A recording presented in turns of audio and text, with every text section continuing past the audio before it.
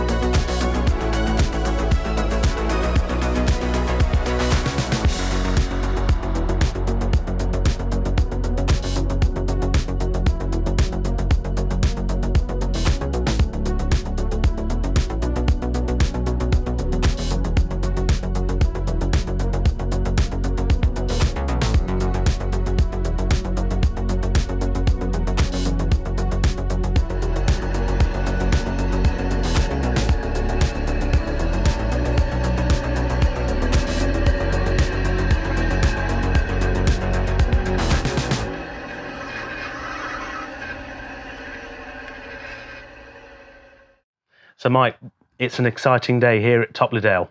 We have 6 of Accurascale's new Class 55s. Yes, and these are the actual production models which are on the way right now to the UK to be sold to Accurascale's eagerly awaiting customers. I was going to say, because it feels like we've seen them before, but that's because we've seen various stages of development with the Class 55, and of course subscribers of Hornby magazine and Key Model World will have seen previous videos on these, but this is it. This is now it, yes. So the previous video we did a few weeks ago, that was, they were still models off the production line, but they weren't actually quite fully finished. There's a few more little details that Accurascale wanted to tweak on them. They've made those tweaks, and what is here now is what's coming in the boxes from China for Accurascale. So without further ado, what do you think? What do I think? I think these are really quite spectacular models. I think Accurascale has done a stunning job on replicating these locos, and it's about the whole package for me. So the body shape is spot on as far as I'm concerned. I think it really does capture the look of the 55, but it's then beyond that kind of, I call it basic shape. Basic shaping is the wrong word, but I think you know what I mean. So that shaping is correct, but it's the detail that really stands up on these. So everywhere you look on these locos, there's a separate piece fitted. And I mean things like right down to the cab window surrounds are a separate etch. The windscreen wipers are separate etch parts. You look at the bogies, actually the step treads on each of the bogie steps are all separate etch pieces. They've even got the bogie chains for the linking from the body to the loco on them as well. And the more you look, the more you see. I just think, well, I think the factory's done a brilliant job for Accurascale. I think Accurascale's done a great job in designing these as well. And we've got here probably what I think is probably one of the best diesel models we've ever seen for 00 gauge. Now that's quite good praise, and you're exactly right. The details on the locomotives are fantastic. Even the details you can't see so well, such as the lights behind the dash, or yeah, that's right, yeah, the engine detail in the engine room. You don't need it, but it's there. It's there, yeah. I think that's the thing with these, is it's everywhere you look, and each time I look at them, I see something else that I haven't seen before with them. They really have gone to town on these, and you know, Accurascale's first powered locomotive for the British market. Obviously, we've seen the A-Class from Irish Rail Models, which is Accurascale's sister company. That was kind of the marker in the sand for what to expect from the Deltic, and I think the Deltic excels above that. Of course, there was a lot of pressure on Accurascale because this has been a long-awaited project, delayed for various reasons, as we'd all imagine. Do you think it's been a success for them? I do, yes. I mean, I think that there's a lot of pressure when it comes to the Deltic for Accurascale. Even if Accurascale was an established manufacturer and it had been here for a decade doing great things, making the Deltic is always a pressured place. We've had models of the Deltic in the past which, whilst they've been good, there's been a lot of comment around them and about the shaping of them. I don't think anyone's quite felt there's been a definitive model of a Deltic yet. I think then for Accurascale to take on such an iconic locomotive and one with so much kind of comment around it in past models as their first powered British outline model is a brave move as well. So. And of course, if we're saying that Accurascale in effect have raised the bar with ready-to-run models, has the price followed? At the moment, no. Actually, I think, interestingly, the price point is a really interesting point with these because Accurascale stayed true to its pricing on these. So they're still £160 for the DCC-ready versions and they're £250 for their DCC sound-fitted versions from the factory, which I think in the current marketplace, and I hesitate to use the word, bargain's the wrong word, but they're priced right versus what I think we all feel we should be paying for models. And certainly in terms of what you're getting for your money as well. I think for what you get for your money for these, whether you're buying the sound or the non-sound version, you're definitely getting value for money. I mean, there's just endless features, particularly for that price point. Speakers inbuilt on various versions. You've got the well-designed chip box that you can just pull the lid off. Yep.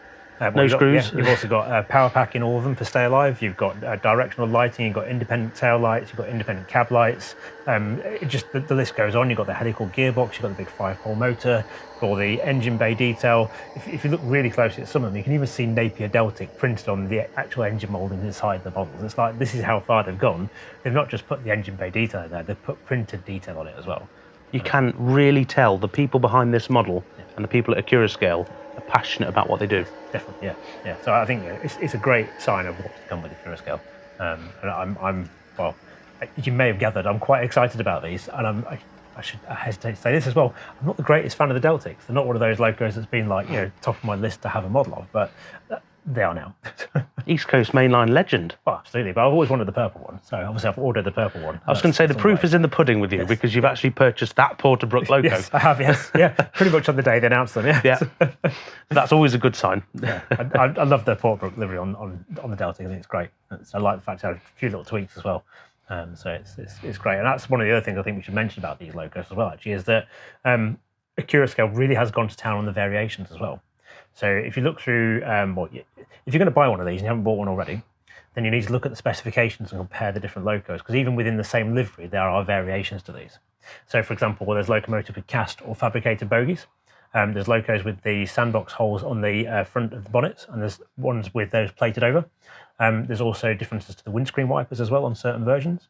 Look a little bit more closely, for example, we've got D9004 here, which is in original green with no nameplates on it as well, prior to it being named. And then they're going through that whole kind of sequence of the Deltic history. So then you move forward, and if you look into the BR Blue era, for example, then you'll find versions with 4-character head code boxes. You'll find versions with the 4-character head code boxes, but with a black background with white spots in them. Then there's plated versions of the head code box as well. Then you look close and you'll find there's ones with ETH cables, ones without ETH cables. Then you look even closer and you'll see that actually some of the 55s, they've got the quarter lights placed over them as well. So there's all these little myriad of different details on the Class 55s that Accurascale's developed and put into its tooling suite. And of course, in total for the first run, there's 22 different variants. That's right, including some limited edition exclusives for Locomotion and Rails of Sheffield in association with the Deltic Preservation Society. And then the rest of the products are Accurascale models as well. Which is just incredible, really. Yeah, so there's a Deltic for everyone. So, whether you want a green one, a blue one, or a purple one, there's definitely a Deltic for everyone. And there's variations within those as well. Like I said, talking about just the front end layout, the BR Blue ones, there's 4 or 5 different versions of that. And then there's also there's D9000 Royal Scots Grey with all its silver trim on it as well. There's some fantastic models coming from this.